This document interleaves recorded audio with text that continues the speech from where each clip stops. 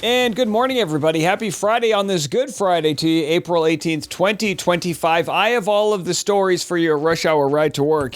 And I don't bring this out too often, but if you're listening to the audio version of this podcast, I've got my seatbelt here, and we have a thing we like to call buckling up. And you need to buckle up right now for the content we have today. This is absolutely wild. We'll talk Haley Joel Osment. He sees dead people. He's also seeing a court date following the body cam footage that's come out of him using slurs on police officers. Also an update on the FSU shooting.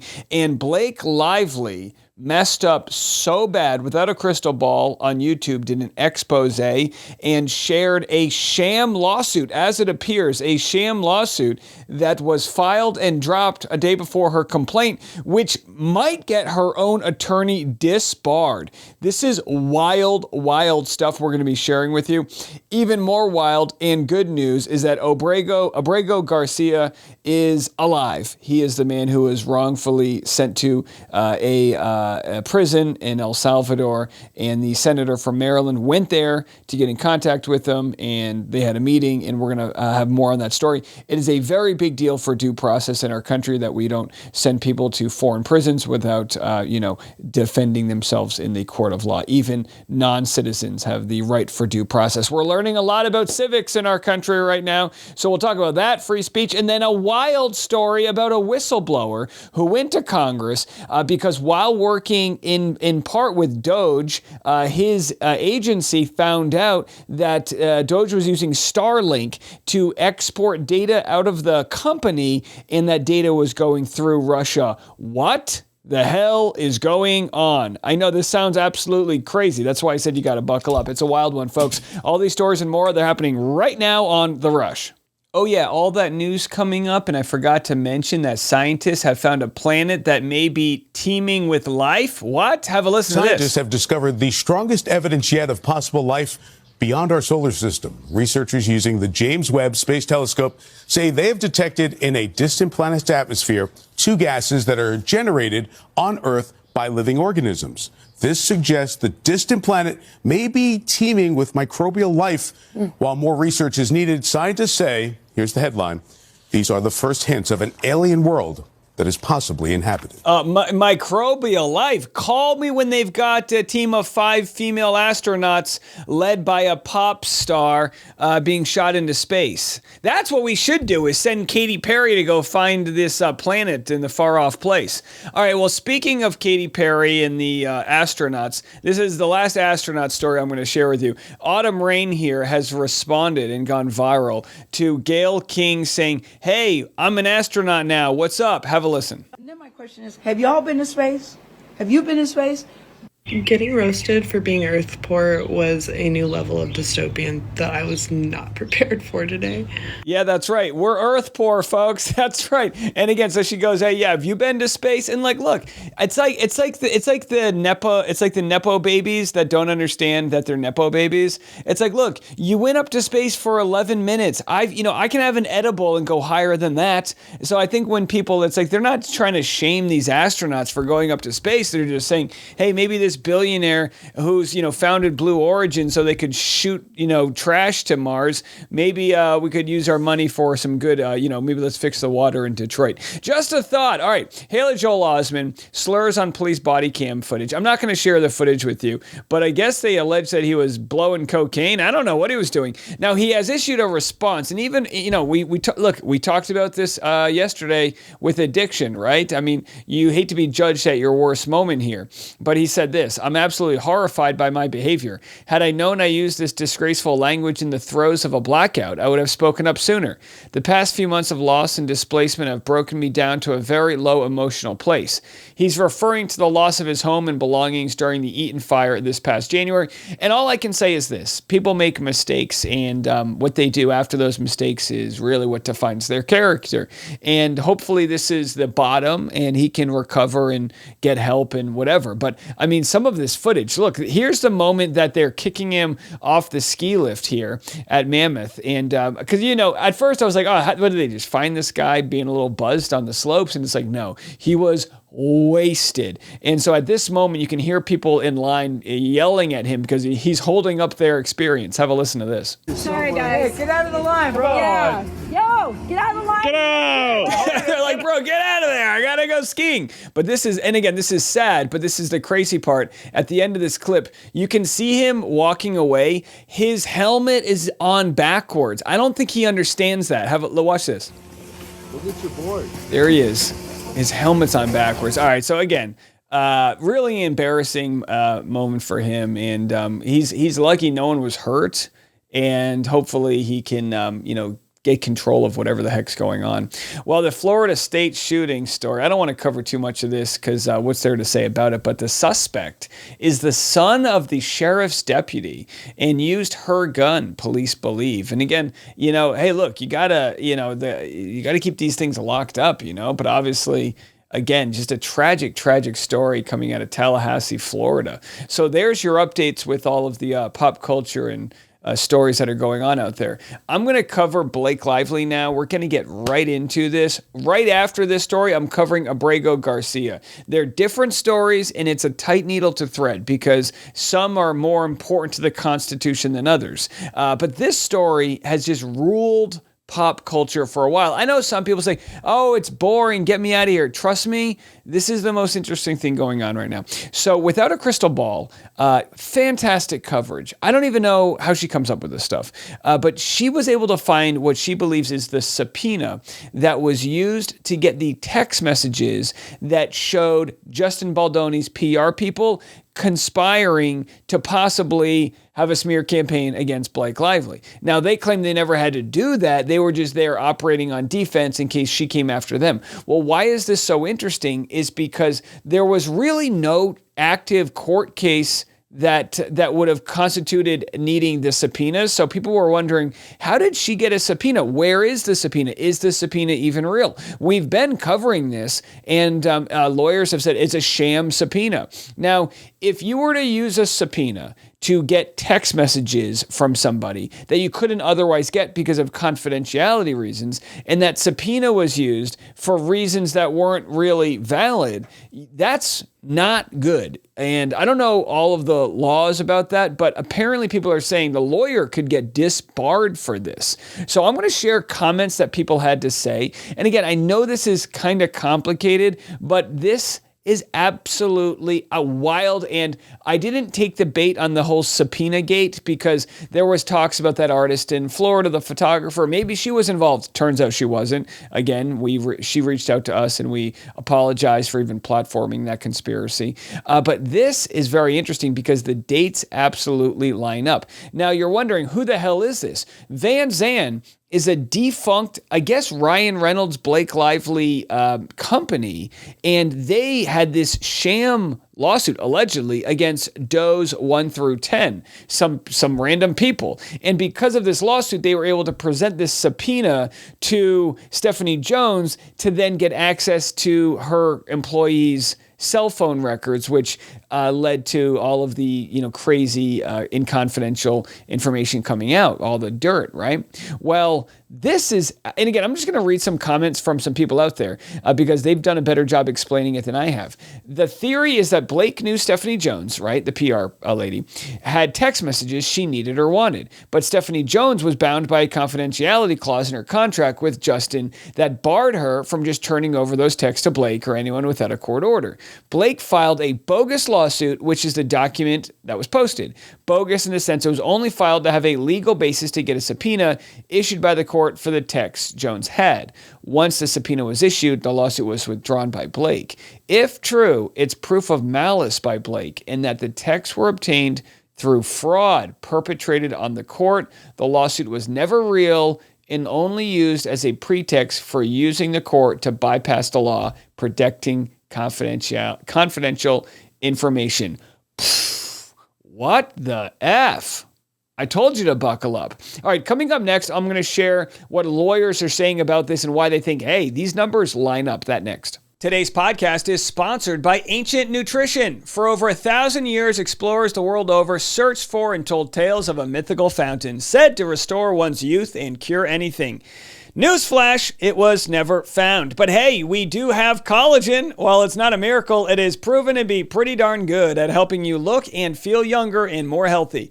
What's the best collagen, you ask? Well, it's made by Ancient Nutrition, of course. This formula is powered by clinically studied ingredients that promote fat loss and healthy weight management, as well as building lean muscle. Collagen can also reduce joint discomfort and improve the look and growth of your skin, hair, and nails. You know me, I'm a hair guy. Turning 40, I'm fighting father time. One scoop in the morning with a smoothie, that's all it takes. Right now, Ancient Nutrition is offering 25% off your first order when you go to ancientnutrition.com/rush hour. That's ancientnutrition.com/rush hour for 25% off your first order. ancientnutrition.com/rush hour. So I have to say, if this is all true, right, because we're still kind of confirming all this as I'm recording it, but if this is all true, this is absolutely banana land that Blake Lively would work with her attorney, and maybe the attorneys know that they can do this, and it's considered completely unethical right here. Another commenter said, it's called a straw lawsuit, common in celebrity lawsuits and ironically smear campaigns. Vance, a defunct company, is used as a front. And again, that's what Van Reynolds, he goes by Van, I guess I don't really understand. Ryan Reynolds says, it has no active relationship with anyone in the scenario. It's used to harass and intimidate third parties for discovery, fish for information that's off limits, out of scope, damage reputations, and it's extremely unethical. So they make third parties feel like they're forced to comply when in reality they don't, and they could fight it in court. But the idea is that Stephanie Jones must have been in cahoots with them, because why would they have known to get this to target her in the first place, since there was no subpoenas sent to anybody else? These now, why is this bad for Lively? Well, it clearly proved they acted on malicious intent by filing a straw lawsuit to cut corners and not go through ethical channels. If exposed, her lawyers are also in big trouble. Complaints can be made to the bar. They could be disbarred. This allows Wayfair to sue them for malicious prosecution, and overall is a massive abuse of power. Yikes. Here's what Not Actually Golden has to say. So this case gets filed by this Van Zandt Inc. in September, on September the 27th. It's filed against John Doe's. So it's filed, but it's never served on anybody, because who do you serve? Because you're suing people whose names you do not know. Nothing ever happens with the case, but it's filed on September 27th, which means if the Daily Mail is right and they issued a subpoena on October 1st, that would track, right? We filed the case. Now we can put a case number on the subpoena and send the subpoena to Stephanie Jones. And then the case gets closed the day before she files the CRT complaint. So while we haven't seen the subpoena itself, because subpoenas don't get filed in court, it makes a lot of sense. This hits all of the boxes, and it would make total sense. Oh, it's also signed by a Manat lawyer, and the Daily Mail article also said the subpoena was signed by a Manat lawyer. There you go. There you go. So Not Actually Golden does a great job of kind of giving very impartial sort of critique over all of this. If you don't follow her on TikTok, run, don't walk. So this is just unbelievable. So they also say that there was a rumor a while back that Blake's lawyers are walking around with a look of dread on their faces. This could be why. They knew that if the case was pursued, and if Brian Friedman and his team dug for more information on the subpoena when it was filed and on the grounds and the contents of what the alleged subpoena was asking for, the entire case could be dismantled and come crashing down on their ears. If Justin Baldoni and his team can prove that his privacy rights were invaded without due process, this will be a huge for his case. It proves how clandestine Blake, Ryan, and Stephanie Jones behaved, as well as Blake's legal team, since they had to know this was a sham. God, please, I hope this lawsuit is real, and I hope this all pans out the way I think it will. Again, yeah, I guess some of this could be made up or whatever, but as far as right now, all the numbers line up, so we're going to have to see. But this is the type of thing you probably get away with 99 out of 100 times, but you've got all of the, internet sleuths, the mommy and daddy sleuths looking into this, and boy, they're cracking the case. All right, well, No, one last comment. They most likely they will be, though. And this kind of thing is completely unprecedented. It means not only Blake and Ryan effed up, but their legal team did as well, because they had to know what messages were already on Jen Abel's and were looking for a way to cover up that they invaded Justin's privacy without due process. Provided that this lawsuit is as reported, this is a massive win for Justin. And trust me when I say the court will come down hard on Blake's side for this. All right, no settling it now, folks. We're going to trial. All right, speaking of going to trials, and look, due process, right? That's what we get in our country. We have the right to a fair trial. You have a right to a lawyer, and you can defend yourself, and that's what we live for. And that's why I've been so interested in covering this case here, where we had all of these people sent to the El Salvadorian prison. They were accused of being gang members. I'm going to get into the defense as to why this is all a sham, speaking of. But Senator Chris Van Hollen, the first kind of government official to say, you know what, I'm going to El Salvador, because the Supreme Court ruled 9-0 that Trump cannot send this flight to El Salvador. And they said, get these guys back. They need a fair trial here in X, Y, and Z.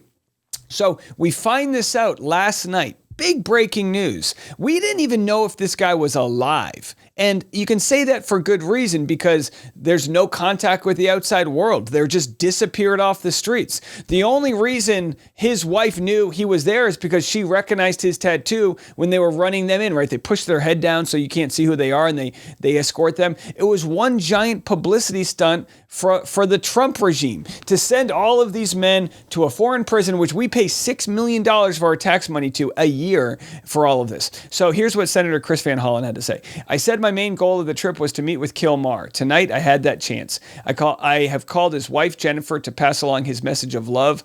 I look forward to providing a full update upon my return. Guys, this feels like a movie. Like this could be like an action movie we're watching. I hate that this is real life, but this is a man who, I'm going to share what we know about him, was scooped up and disappeared. And for what reason? Because he had the wrong hat on? Seriously, is that why?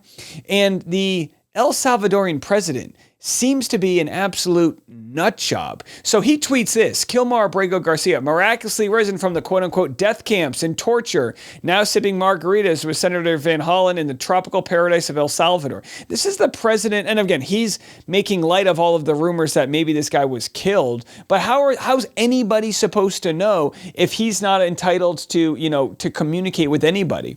And then he says, now that he's confirmed healthy, he gets the honor of staying in El Salvador's custody. Honestly, fuck that guy. Seriously.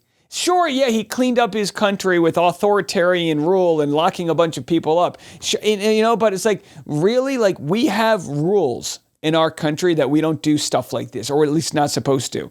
Everybody's entitled to a trial. It doesn't always go great. Sometimes they get it wrong, but you're entitled to that. Here is an update on why they accused him of being a terrorist all along. And by the way, the Trump administration is doubling, tripling down on this. They're saying he's one of the leaders of MS-13. He's a terrorist. And even Trump's terror czar is saying anyone who's working to get him out of prison is aiding a terrorist, right? That's the accusation they're saying. Have a listen to this sham evidence they used. A new story just blew a giant hole in the Trump case against Kilmar Abrego Garcia. The Trump administration's entire case against Kilmar is based on a Maryland police officer who testified on behalf of ICE that he was a member of MS-13. But a new story from Greg Sargent at the New Republic shows just how BS those claims are. During Kilmar's case in 2019, ICE relied on two pieces of evidence from the Prince George's County Police. Number one, that he wore a Chicago Bulls hat and hoodie. And number two, that a confidential source had testified that he was a member of MS-13's operations in New York, a state that he's never lived in. But it turns out that the officer that accused Kilmar of being gang-affiliated was named Ivan Mendez, and Mendez was indicted and suspended just 3 months later for, quote, providing information to a commercial sex worker for whom he was paying in exchange for sexual acts. Ultimately, an immigration judge denied him bail because of these accusations, but he was eventually given a withholding of removal, which barred him from being deported. But the Trump administration knowingly ignored that order from a federal judge and removed him without any due process. And they continue to assert that he's not only a gang member, but have even accused him of human trafficking. And here's the thing, if they're so confident that this is a criminal gang member, they could bring him back and try him in front of a court, as the federal law requires. But they won't do They won't do that. And this is the same thing with Doge, right? Doge claims there's all of these cases of fraud. How come you haven't charged anybody with the crime? You know, you can't just say there's all of this fraud, but then not charge anyone with a crime, right? And the same thing with these guys. Well, it's like, show the math. And then you get people that say, no, like, why are you supporting these people? They're not even Americans. Because that's what America is supposed to be about. A country that has a frickin' system in place to keep this type of stuff from happening, right? We're not some crazy country that's just got we're not supposed to have some wild dictator. We're supposed to have checks and balances to keep everything in line. And it's worked for a long time. It's been a great experiment. And by the way, the main reason I'm covering this ad nauseum, some might say, is because this matters to all of us. Because if we don't have these checks and balances, if we don't have the freedom of press, I can't do what I do. This just gets turned off and we have to live under the supreme leader's control. So here is the senator confirming that Abrego Garcia is alive, and he explains why, like, what they're learning about the laws of El Salvador and how he was able to get there because you're entitled to a meeting with your lawyer. This may open the door to all of the other innocent people that were sent there. Right now, we know that there's an innocent soccer star, a professional soccer player that's there, a gay barber who they have never been, never had a crime charged, and possibly others. They all need to be sent back, and they all need a fair trial. Right? And some of them might be bad guys. Well, either deport them or keep them in an American prison. But this whole renting out a prison in another country, as a lot of people have said, Auschwitz was not in Germany. It was in Poland. And when you think about that, crimes committed on behalf of America in other countries are still crimes by America. And we're not standing by that. This inability to communicate with his lawyers is a violation of international law. El Salvador is a party to the International Covenant on Civil and Political Rights. And that covenant says, and I quote, "A detained or imprisoned person shall be entitled to communicate and consult with his legal counsel." By the way, what Ramada Inn is this guy in? I mean, this looks like a place you do not want to be stuck in, whatever hotel he's at here. Come on, El Salvador, spruce it up a little bit. You know what I mean? This looks dank as hell. Either way, depending on what social media you read, like if you're on Twitter, people hate this guy. They're like, oh my gosh, he's a traitor. The algorithm that I'm in, I see this senator as a hero. He went into a dangerous place. I mean, he doesn't know what's going on over there. Here he is, again, before he was able to meet with Abrego Garcia. This is when he was denied entry into CCOT, the notorious prison. And this is what he had to say. I'm here with Chris Newman, who is the attorney for the wife and mother of Kilmar Abrego Garcia. And we just tried to go visit him in prison just to check on his conditions. Is he doing okay? Because nobody has any communication with him since he was illegally abducted from Maryland and sent to CCOT prison in El Salvador. And it's important that we keep on sharing these stories. We just learned of another story where a U.S. citizen was detained, I believe in Florida, for several hours. Eventually, they let him go. But guys, this is a slippery slope, and it's important that we call out what's going on. And speaking of calling things out, Matt Johansson on Twitter shared this. A federal whistleblower just dropped one of the most disturbing cybersecurity disclosures I've ever read. He's saying Doge came in, data went out, and Russians started attempting logins with new valid Doge passwords. So this is absolutely wild. And again, this isn't some crazy conspiracy in some chat room. This is a whistleblower who's clearly putting his own sort of freedom at harm. God knows what may happen to him for speaking out about this. But this is what he had to say. Who have seen something identical as this. There are two data points that I want to point out that should put give everybody pause. The first thing, what Dan witnessed, was that within 15 minutes of Doge employees creating user accounts, i.e. usernames and passwords, within 15 minutes of those accounts being created, somebody or something from Russia tried to log in with the right username and right passwords, that is to say, the right credentials. And that happened over 20 times.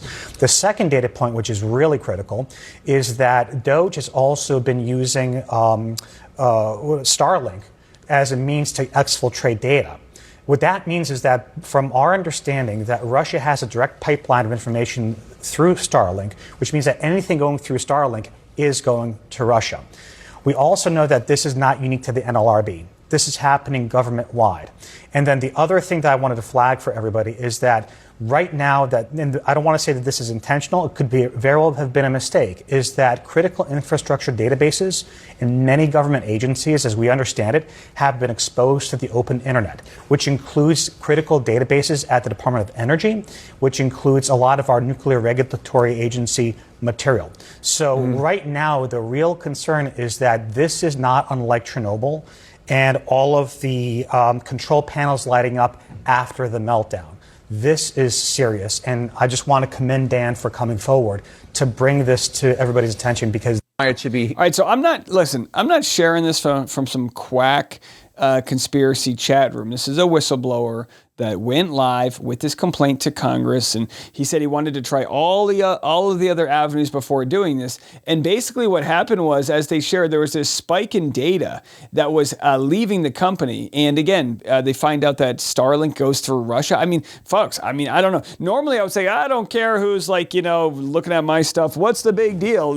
Well, this is government agencies. This is how the sausage is all made type of stuff. Absolutely wild out there. All right, I wanted to end with just a very nice moment of hypocrisy. This is J.D. Vance flip-flopping. As the Trump-Vance IRS retaliates against Harvard, unearthed footage of J.D. Vance has emerged. So basically, the Trump administration wants to take away $2 billion in grants to Harvard because Harvard won't let them kind of control their curriculum and audit them and have any say into what they do. They're a private university, right? Well, have a listen to J.D. Vance here, not too long ago on Fox News. This is really not about left versus right. This is about whether we have functional constitutional government in this country. If the IRS can go after you because of what you think or what you believe or what you do, we'd no longer live in a free country. That's what this is all about. And if you think they're not going to eventually use it against your politics, whatever they might be, it's ridiculous. They certainly will. There it is. All right, well, that's it for our morning. I mean, what do you want me to say, folks? I'm here to give kudos to the senators and the politicians that are speaking up against the sort of deterioration of the Constitution, right, of due process. I'm here speaking up for those that are doing a good job and calling out those that have zero spine. May they never work in the political world ever again. And trust me, when I'm telling you this right now, there are going to be decades upon decades of people who will never work again because they were on the wrong side of this mess that's going on the first 100 days of this presidency. And again, just to remind folks, just several months ago, we had a rip-roaring economy, and now we can't lower interest rates because inflation's going to go up because of these tariffs, all self-inflicted, all things we're getting nothing out of, where China's, reworking the entire global trade world, leaving us out. No one's traveling to our country now. You can't, as an American citizen, you don't even know if your passport lines up or if your last name you can vote with. It's absolute insanity out there, folks. Insanity. Where are my Christians at? It's a pretty big holy weekend for us. Are we doing what Jesus would do, which is treat our neighbor like a human being and protect them and help out? Or are we trying to relegate ourselves to the worst versions of what we may be and let fear kind of rule us? I don't choose fear. I choose the truth and kindness. And I think that can lead us. I think there's enough abundance in this country for all of us to get a piece of the pie. We just need to make sure those up top aren't stealing it from all of us. Again, it ain't left versus right. It's up versus down. And boy, they made a good run, but it looks like America's dusting off the old bootstraps, pulling themselves up by them and going to work, exposing all the fraud. I'm just happy to be here to share it all with you. We'll be back this afternoon to wrap it all up. If you enjoy what I do, please consider sharing us with a friend. You can join the Patreon at patreon.com/Dave Neal, or you can be a part of all of the other communities. Dave Neal's community on Facebook, The Rush Hour with Dave Neal on Instagram, D Neal's on TikTok, and we'll see you out there. I'll be back this afternoon. I'm Dave Neal, and this is The Rush.